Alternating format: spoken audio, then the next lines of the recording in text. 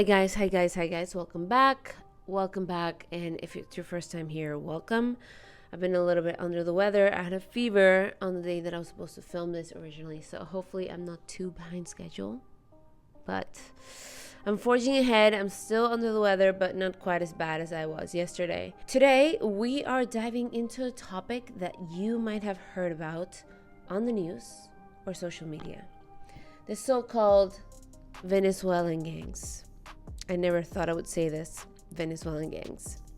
We have heard a lot about them lately, and we have heard about their presence in the US. If you haven't, I invite you to take a look at the news cycle.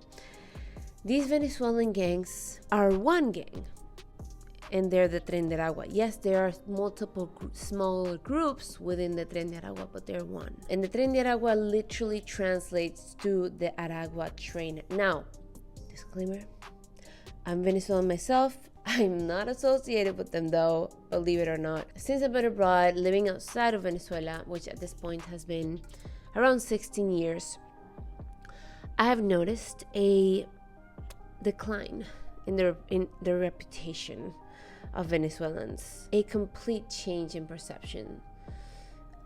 I come from a family of doctors, lawyers, and engineers. Literally, I'm not saying that. I'm not just saying that, literally.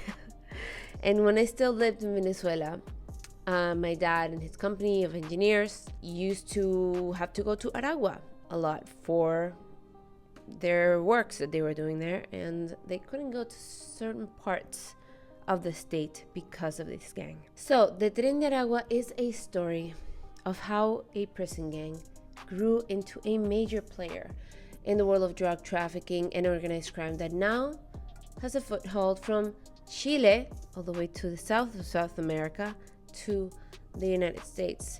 But what is even more surprising or shocking to many, not to me though, to many that don't understand the level of corruption of the Venezuelan government, is how this violent criminal organization is a product of Venezuela's dictatorship under the Chávez and Maduro's regime, and is now impacting the entire continent.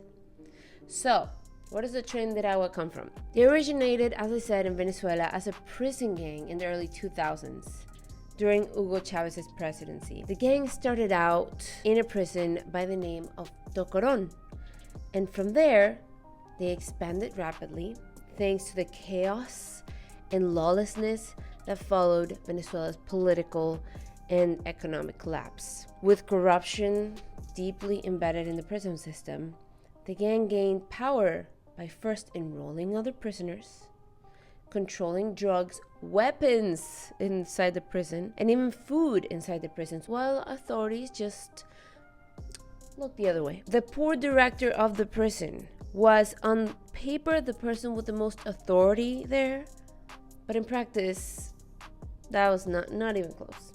Not even close. But their influence didn't stop at the prison. They soon started expanding their operations outside of prisons. Now, funny little tidbit about the Tren de Aragua: they're actually a very diverse and inclusive group, you know? They allow women are part of the Tren de Aragua as not only as members, but as leaders of the little groups themselves. Yes, indeed. And very young women too, that control sometimes the prostitution and the human trafficking stuff. But that's a little tidbit for you. Venezuela's dictatorship, and to be honest, I think calling it a dictatorship is too light. They are a narco regime dressed up as a government. The criminal organization, currently using the government as a shield, directly fueled gangs like the Tren de Aragua. The country's economic collapse, political instability, and rampant corruption created a fertile ground for organized crime. Under Chávez and Maduro, national institutions have crumbled, law enforcement became unreliable, and millions of people were left in extreme poverty, to the point that for some people, there were more incentives to joining a gang like the Tren de Aragua. So as the government failed to provide security, gangs filled that void, offering quote-unquote protection but with a cost. And so during this period, the last 25 years of Castro Chavismo, for those who still insist on calling this a democratic government, I don't understand that. Venezuela has become a key transit for global drug trafficking. Today, 25% of the cocaine sold worldwide passes through Venezuela, with Nicolás Maduro's regime playing a role of alliance, cooperation, whatever you may say. They play a role in these operations. Beyond drug trafficking, the Tren de Aragua has expanded into human trafficking, extortion, and kidnapping. So, a little situation that happened in September 2023. 11,000 Venezuelan police officers took control of the Tocorón prison. This, on paper and on the news, looked like they were going to go do something about the Tren de Aragua. And the Tocorón prison has been sort of the Tren de Aragua's operational base for the 15 years before that. But despite this massive operation, the gang's leader managed to escape without any issue. So that definitely was, rose some suspicions about the true intent behind the raid. Was it all just for show? I think so. Many of us have strong suspicions that this gang has some sort of pact with the Maduro narco regime.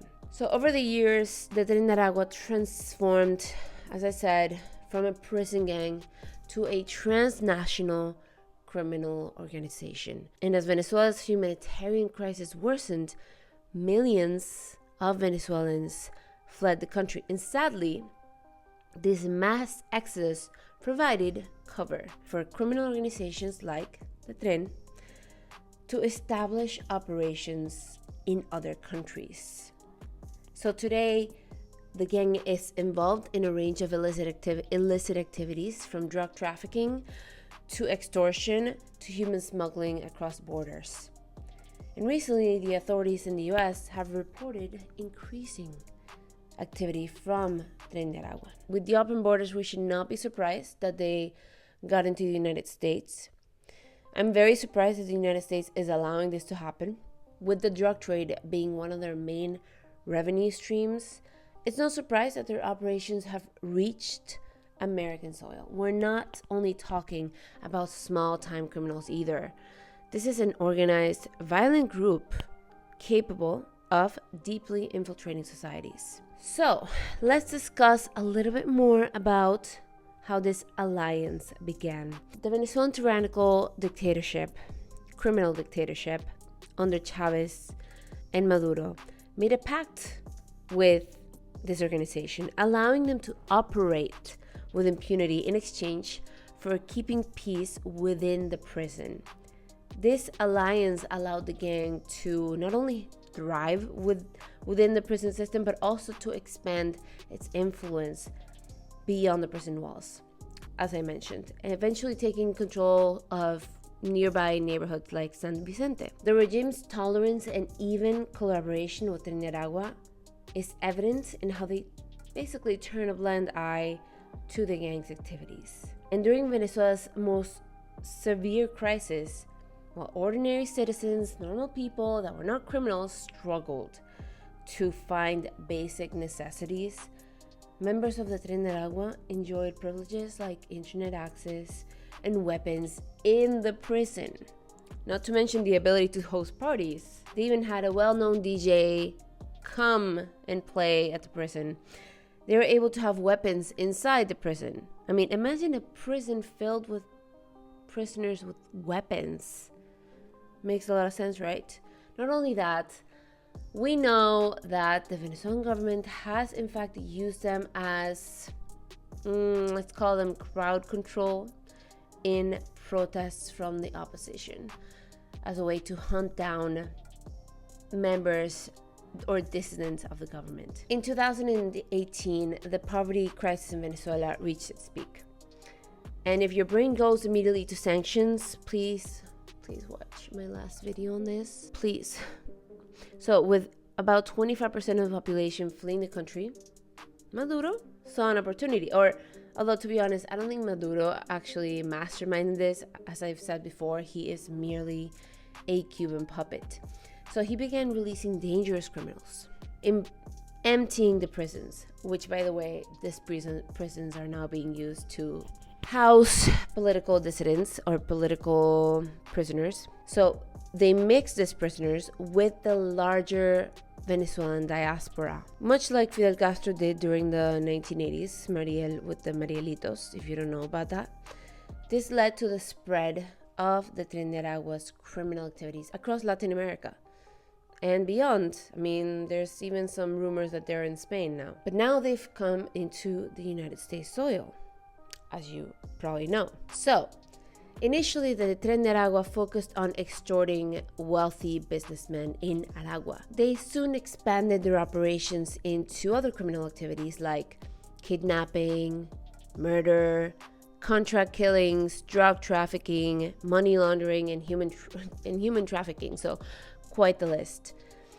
Venezuelan women are particularly vulnerable after often becoming the victims of trafficking. The gang has even been linked to child pornography, exploiting young Venezuelan girls. Not long ago, Peru rescued about 40 Venezuelan girls that were under the control of Tren de Aragua and were being used for sexual content. So, another important clue that the Tren is linked to Maduro and his regime. Since 2017, as I said, Maduro has used Tren de Aragua to repress political opponents. And one notable incident involved Ronald Ojeda, a former Venezuelan military officer and government dissident. Ojeda had gone to Chile to seek refuge, and he was living there. And one night, in the middle of the night, he was kidnapped from his apartment by the Tren de Aragua, and his body was later recovered by Chilean authorities with clear indications of torture. It was clear that this was a politically motivated crime. They arrested the getaway driver. They managed to find him.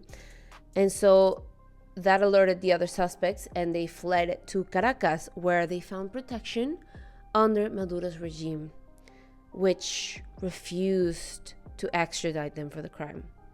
Suspicious?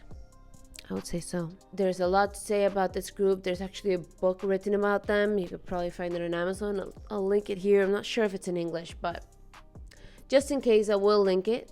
So, to finish this off, guys, the Tren de Aragua is not just some random group of criminals that made it to the US through the open borders, although I'm sure there's plenty of those. And the open borders are definitely not helping with the safety of US citizens.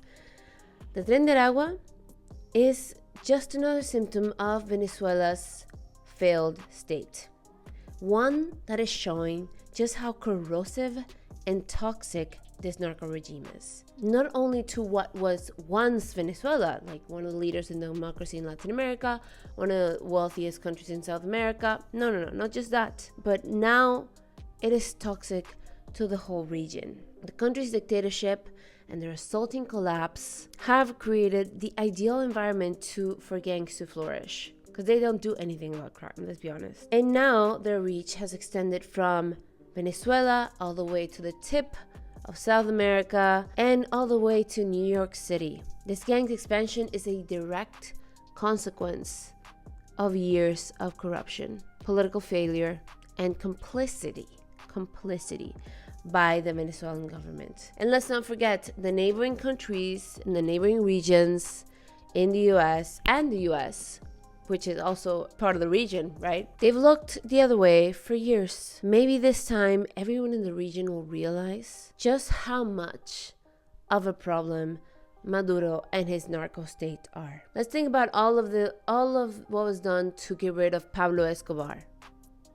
And now multiply times 100 the damage the Maduro regime can do, more than Pablo Escobar could have ever done. Because Pablo Escobar's dream was to be in government, but he did not accomplish it. So, let me know in the comments what you think about the situation. How do you think the US should handle the rise of gangs like Tren de Aragua? And don't forget to like and subscribe. Cheers, guys.